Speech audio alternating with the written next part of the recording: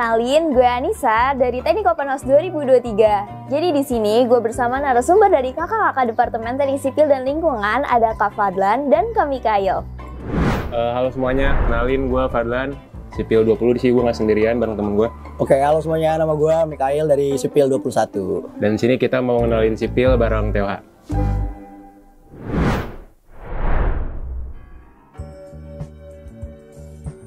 Kalau di sipil tuh mostly kita ngurusin soal struktur bangunannya ya. Tapi nggak cuma bangunan, kita juga ngurusin struktur yang untuk transportnya juga seperti jembatan, jalanan, dan semacamnya. Dan juga ngurusin struktur atas dan bawahnya.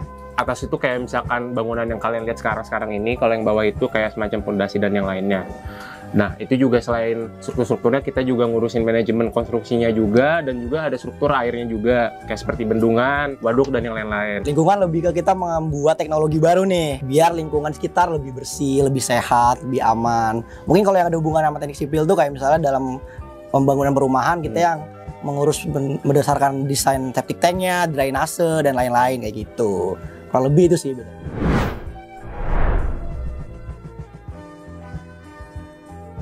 Nah, pas banget ada yang habis kerja praktek nih. Gimana Bang? Kalau di sipil itu sistemnya ada, tapi kita nggak pakai namanya kerja praktek. Nah, kerja praktek itu biasanya dilakukan di bulan sebelum semester 7. Kita ngapain aja di situ, kurang lebih kita jatuhnya bukan kayak magang sih, lebih ke arah observasi aja. Di lapangan tuh udah sesuai belum sama apa yang kita pelajarin. Nah, nanti di lapangan itu kita laporkan kondisinya seperti apa. Dan mungkin dilaporinnya juga beda-beda gitu, tergantung lu peminatannya apa. Kalau misalkan lu peminatannya struktur, mungkin lu mesti bakal ngelaporin soal strukturnya.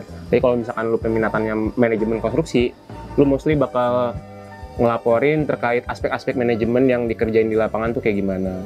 Nah, kurang lebih kayak gitu sih. Nanti masih jauh lah, kalau lu setahun lagi lah ya.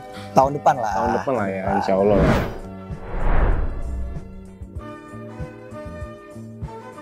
Nah, buat ujian, dua-duanya sih udah pasti ada tertulis kan. Kayak ujian 1, ujian 2, ujian akhir semester, itu pasti tertulis.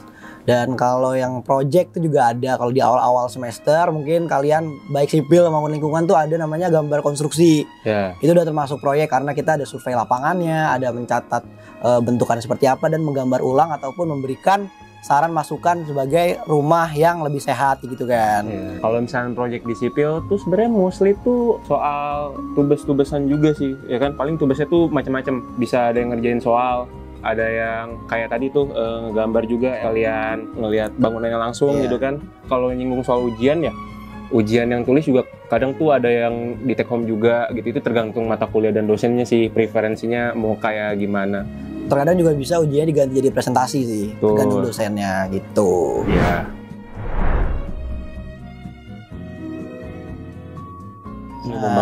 Ini umum sih, cuman kalau perbedaan paling gampang dicernanya teknik sipil tuh kita bagian insight-nya, mulai dari kekuatan bangunan, struktur, fondasi, material tuh dari sipil. Biasanya arsitek tuh dia lebih ke desain dan estetika tuh cukup penting ya di arsitek. Kalau di sipil tuh lebih ke fisikanya sih. Iya, jadi kita istilahnya lebih kayak ngitung bangunan yang udah didesain sama arsitek ini visible nggak sih dibuat gitu. Kalau dia udah ngedesain segala macem, kita yang evaluasi desainnya gitu. Kayak ini visible nggak buat dibuat, hitungannya udah cukup kuat gak untuk menahan segala macem beban yang bakal nanti ditanggung sama bangunan itu gitu kan.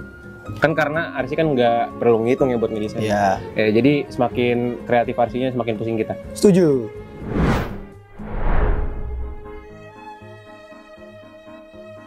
Nah, jawabannya adalah bisa jadi. Bisa jadi.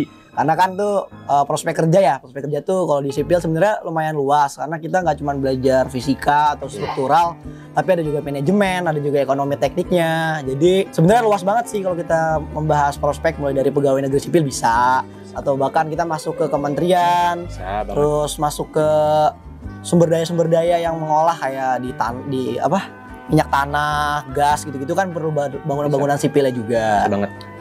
Paling kalau di kita tuh proses kerjanya di 2 fase. Jadi kayak 2 fase, ada fase perencanaan, ada fase nanti eksekusinya. Biasanya kalau misalkan fase perencanaan tuh yang nanti ngerencanain desainnya, entah itu hitungannya ataupun gambar konstruksinya itu sendiri gitu. Jadi kayak misalnya jadi konsultan perencana itu juga bisa. Dan kalau buat eksekusinya itu biasanya kerja di kontraktor. Tuh nanti kalian yang biasa nge-QC buat si bangunan ini udah sesuai belum, strukturnya, spesifikasi dan segala macam itu bisa kerja jadi kayak gitu juga. Atau estimating biaya yang dibutuhkan, waktu yang dibutuhkan untuk bangunannya itu sendiri, itu juga kalian bisa kerja sebagai estimator itu juga.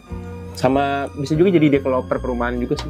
Nah, tapi itu kan lebih ke sipil ya. Iya. Kalau teknik lingkungan juga banyak sih, mulai dari pengelolaan air limbah, pengelolaan air bersih, terus sanitasi. Pokoknya banyak sih sebenarnya kalau di departemen teknik sipil ini. Cukup luas lah.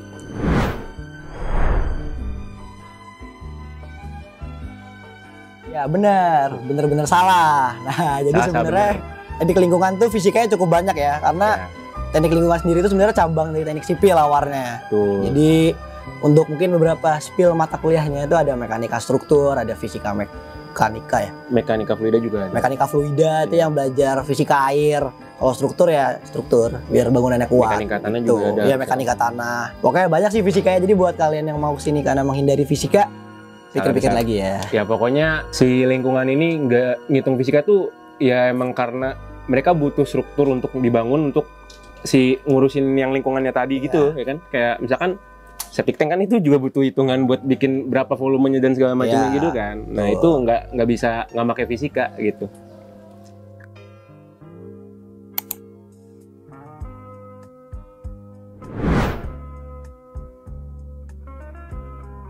Ever pernah. Never. Lah, nggak pernah? Maksudnya kan nggak bawa gambar konstruksi kan? Nggak bawa, iya. Kalau gue pernah, karena waktu itu kelasnya kan pagi, kesiangan, daripada nggak boleh masuk, jadi ketinggalan di atas gamkonnya. Nah, kalau gua kan kebetulan angkatan COVID ya. Jadi gamkonnya kebagian online ya. Otomatis di laptopnya ada terus PDF. Jadi pernah. Nggak pernah. Nah, ya gitu.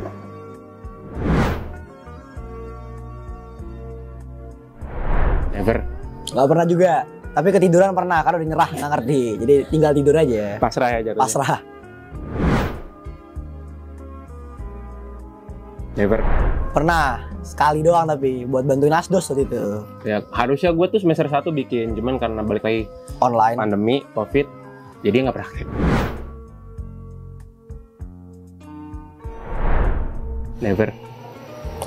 Tapi numpahin kopi di laporan yang udah jadi pernah, jadi harus ngulang lagi. Sedih sih. Pernah. Itu lebih kayak emang matkulnya begitu. Lebih ke arah itu rahasia umum ya. Rahasia umum. Dan Semua orang pernah. di Gamkon 2 kan juga wajib malah. Iya. Gamkon lu wajib bikin AutoCAD Iya. dan segala macamnya. Jadi ya udah. Depresi juga. Pernah. Semester 2. Pokoknya kayak ngambil statika itu udah pasti pernah ngerjain Cremona. Cremona itu salah satu cara menghitung gaya dalam. Betul, itu metode yang dipakai buat di statika nanti cara ngitung gaya dalamnya. Cuman dia metodenya nggak pakai hitungan, tapi pakai grafis ya. Pakai grafis. Oh, jelas pernah. Jelas pernah. Pernah. Itu sama tuh kayak Cremona di semester 2. Iya. Dan salah satu nilai terjelek. Ya Semua intinya adalah sama-sama di grafis juga lah intinya. Metode yang dipakai buat ngitung gaya dalam tapi pakai grafis.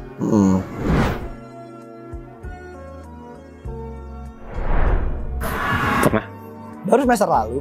Iya, pokoknya mekanika fluida tuh fisika air ya. Iya, pokoknya fluid, air, oil dan segala macam. Pokoknya yang fluid tuh emang rada abstrak sih gitu. Agak susah karena kan air kan bergerak ya. Jadi hitungan fisikanya lagi lebih banyak. nyebar kan, ada yang turbulen, laminer tuh enggak.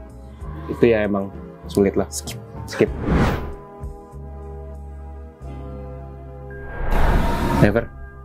Never, karena kita sipil itu matkul lingkungan. Tapi buat bocoran teman-teman yang lain jelas pernah. Di kantin belakang, nah ada berapa air mata tuh situ. Tenang aja, aman. Semester 1 boleh itu. Yoi. Pernah. Nah, karena itu kerjaan kita. Ya, apalagi semester 2, semester 3 tuh, Gamkon 1, Gamkon 2, ya udah pasti ngerjain gambar pagi ke pagi. Pagi pulang pagi. Nah, hanya demi C. Di Gamkon. Oke, makasih banget nih buat Kak Fadlan sama Kak Mik yang hari ini udah jadi narasumber Departemen Teknik Sipil. Buat teman-teman semuanya, jangan lupa datang ke main event Teknik Open House di tanggal 4 November sama 11 November di Fakultas Teknik Universitas Indonesia. Sampai berjumpa semuanya. Teknik Open House 2023, resiliensi demi mimpi.